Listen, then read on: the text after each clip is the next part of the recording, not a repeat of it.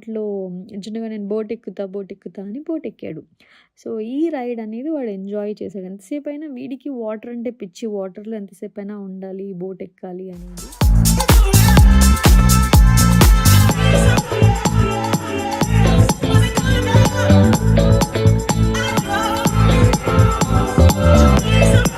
And so, ఇదొక Disney land లాగా ఎంత బాగా చేశారు చూడు ఔట్‌లుక్.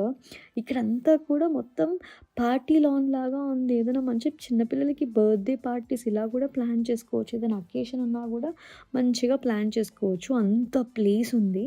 అండ్ ఇక్కడ బర్డ్ ఏవియరీ ఉంది.